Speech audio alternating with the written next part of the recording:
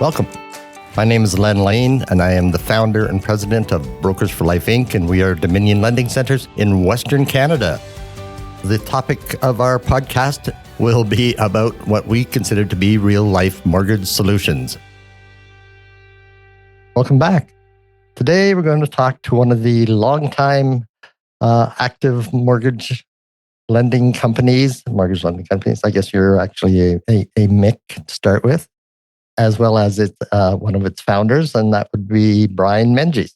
Brian, welcome to the show. Well, thanks, Len. It's a pleasure to be here. Yeah, always. I think I've pretty much known you since the day I started, which is 19 years today. So it's happy anniversary. Yeah, well, I get a second anniversary because I paid for my mortgage license on the 29th, and then I paid it again on the 1st of October. Full price twice, so ill-advised, unfortunately. Anyway, it's worked out okay. But so let's talk about the beginnings of Caplink. Well, we started in 1997.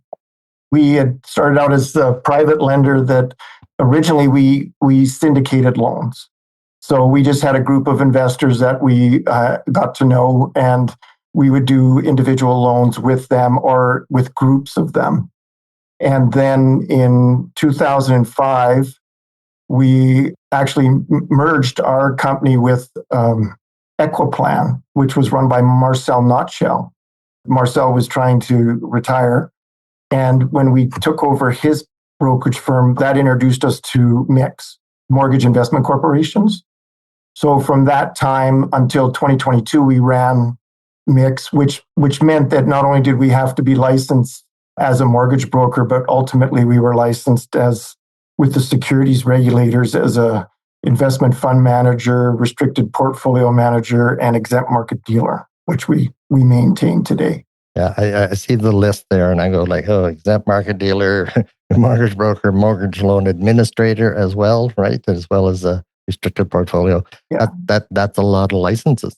Well, if you count the licenses I have in the U.S., I think I have 16 licenses and 13 regulators. So I'm sure it's working out, but that's a lot of regulation. Keep up to date with. And that's funny. I don't think people realize that, even BC's making that change now too, where there's 3 different licenses for administrator, and as well as broker and administrator. So there's so many levels to mortgages that cost a lot of money for one. I guess maybe not a lot of money in the bigger picture, but it's a lot of administration. So does that mean that every level of that has to be audited for trust funds and so forth?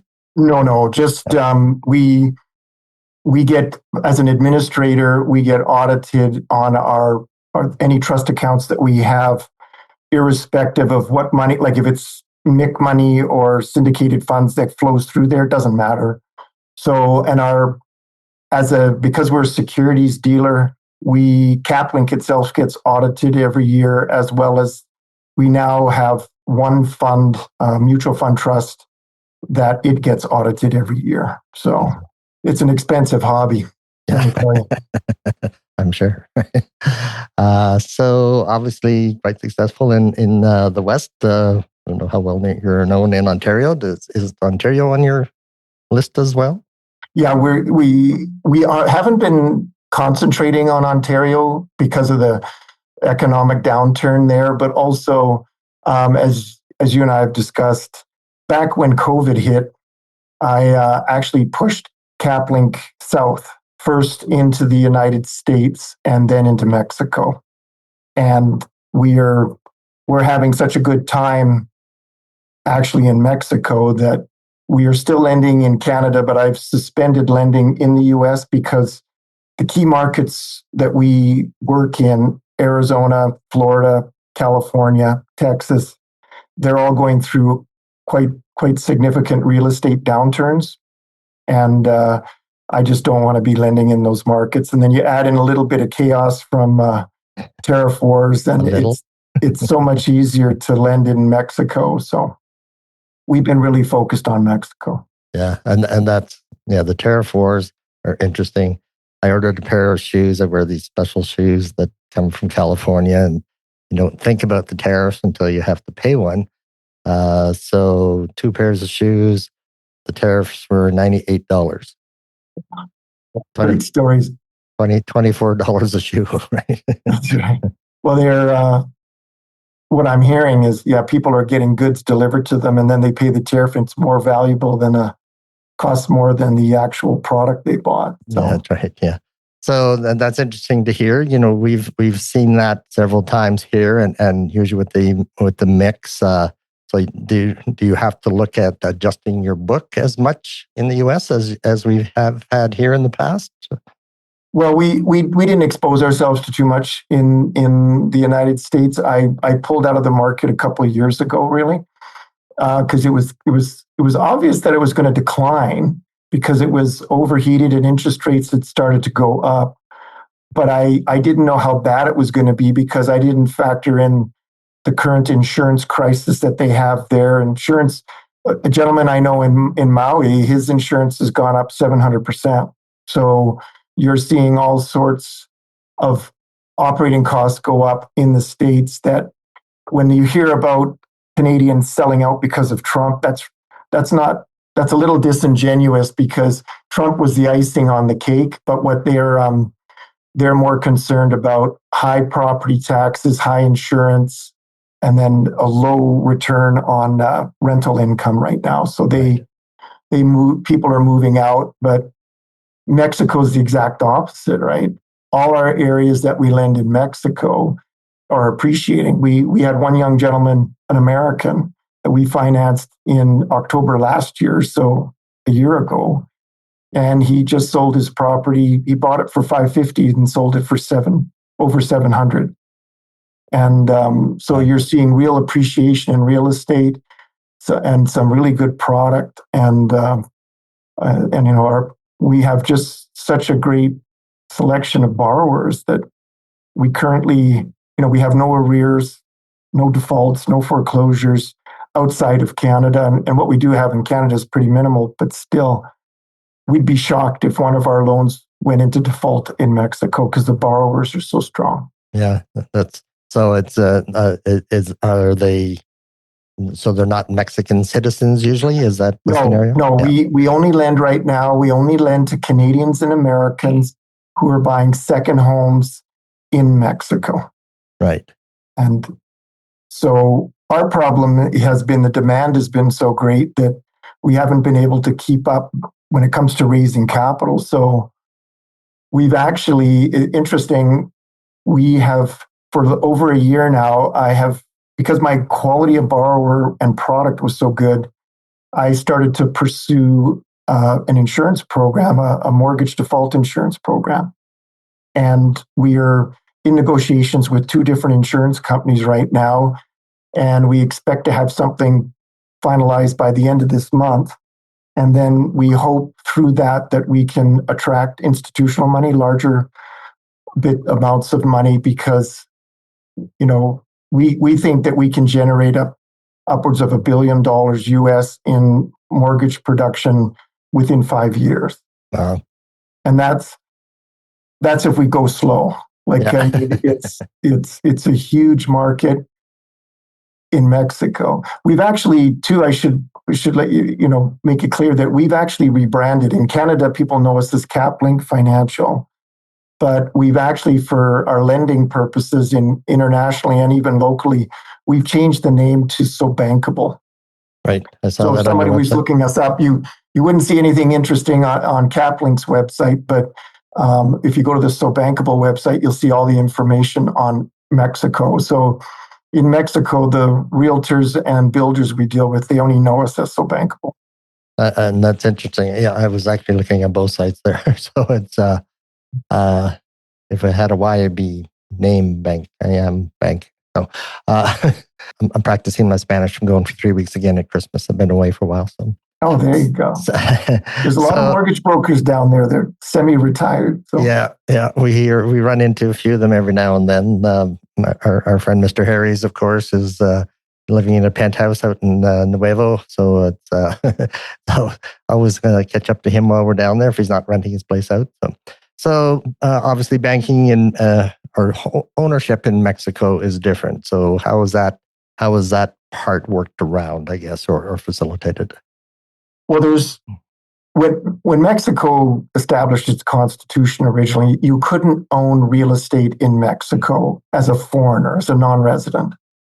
In 1976, they amended their constitution to allow foreigners to own anywhere in Mexico, except in what they call the restricted zone. And the restricted zone is 50 kilometers from the oceans or 100 kilometers from dry land borders. So the US-Mexico border.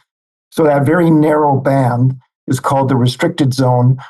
And when you're in the restricted zone as a foreigner, you can't own a property in your personal name. It has to be owned by a Mexican entity. And that can either be an incorporated Mexican corporation, or what is more common is what's called a bank trust, a fideicomiso. And so the most common ownership structure is the trust. And as a lender, we actually don't put a mortgage on the property. What we do is we take an interest in the trust, and it becomes the security for our loans. But to our way of thinking, it's a mortgage. The enforcement of a defaulted loan would be similar to what we do in Canada. And then when you're outside the restricted zone, as a foreigner, you can own real estate in your personal name. And at that point, we don't really rely on the trust structure. We now move to what is a traditional mortgage registered on title. Oh, really? Yeah, we have a lot of friends who are up in, I think it's Lac Chapelle. Yeah, Lake Chapelle. Big expat community there for sure. Yeah, and some of them, they probably own, because some of them are there about 9 months of the year. So they only come home for the warm weather. Well, I tell you, Mexico, I don't think people appreciate how much it's improved from a medical. Like when we look at markets to lend into, what we care about is access by flight, by airlines, road transport, medical access, and then amenities and lifestyle that's offered in the area. And more, we're seeing Canadians who are opting to have surgery in Mexico. And one couple I know that have retired to Huatulco, they're actually retired mortgage brokers out of Calgary. And one of them had to have surgery and could have come back to Calgary to have the surgery, but opted just to have it where she was, and said everything went very well. So you can go down to Mexico and live there on a quite affordable basis and still have access to good medical and dental and everything you need. Right. Yeah, and no question. We've been going there since the 80s. We bought a timeshare in one of the original Vedantas at that time. And so you see the hospitals are better. You see, there was such a big gap between there was no middle class. It was just upper class and poverty, right, is all that you really saw. But these days, 20, 30, 40 years later, it has really advanced in Mexico. There's no question about that. The food has always been great. Yeah. Well, I have to tell you too, I'm spoiled because in doing business in Mexico, we deal a lot with various Mexican nationals. And at the level we're dealing with banks and institutions, everybody we deal with speaks very good English. It's almost embarrassing because I tell them I can't even order a pizza at a restaurant in Mexico in Spanish, and they're articulating perfectly in English. So I think it's a very up and coming market. It's got a lot of young, intelligent people. And one of the reasons we're really excited about investing in mortgages there is because there's this whole economy is burgeoning and growing in Mexico, which will help sustain real estate values long term. Yeah, and it's interesting. That was part of the changes, I think, over the years. I met a young gentleman one time who was selling timeshares, Mexican national, and his English was perfect, almost to the point of having a not American accent, but he actually had a British accent because he was on an exchange program for 2 years for business courses with Oxford. So, the people who have such a I think sometimes such a narrow vision of what Mexicans and Mexico is like. But yeah, there's a lot of money. The guy who owns the Vedantas, like, owns cruise ships. And I can't tell you how many people I've met, business people in Mexico, that their kids go to school in Canada. They either go to high school here and college, or university here. Yeah. And they tend to always go back to Mexico when they're done their school. But Mexican nationals that I've spoken to about Canada, they hold Canada in very high regard.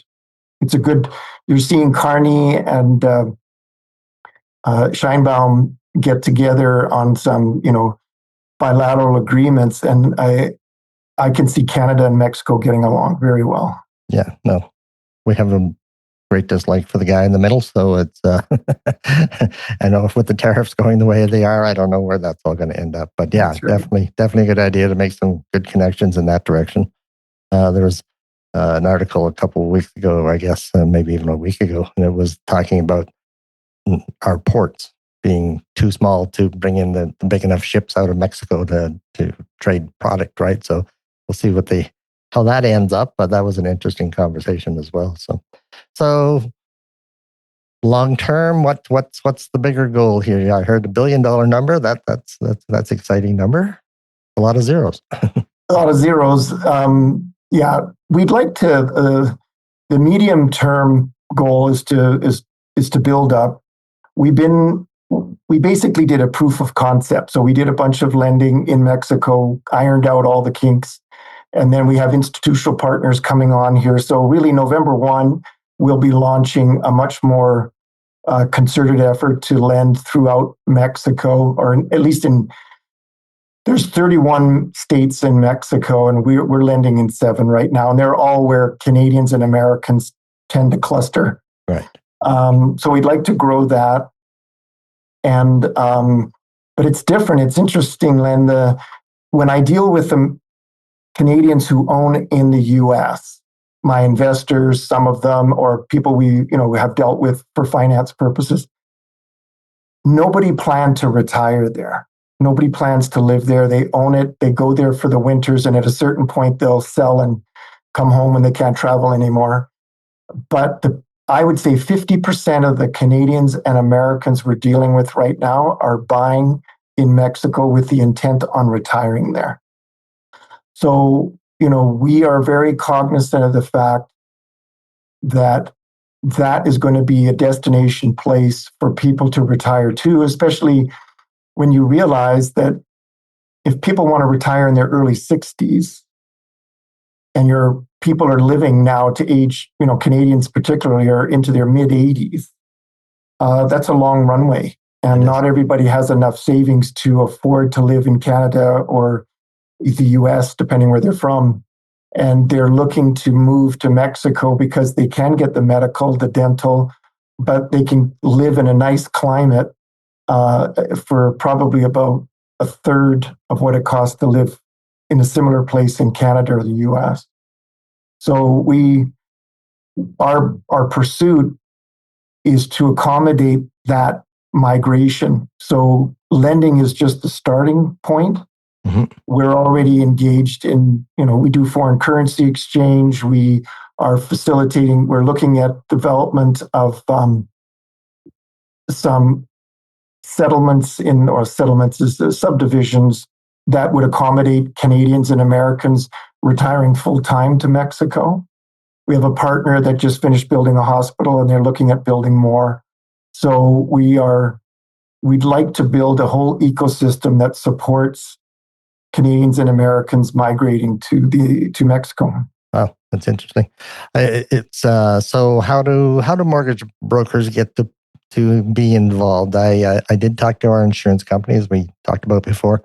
As long as the client for us is here in Canada, it doesn't matter where the house is, because we do that for the States all the time as well, right? So we've been doing that for Arizona for 25 years, taking equity out or doing something like that, to purchase something somewhere else.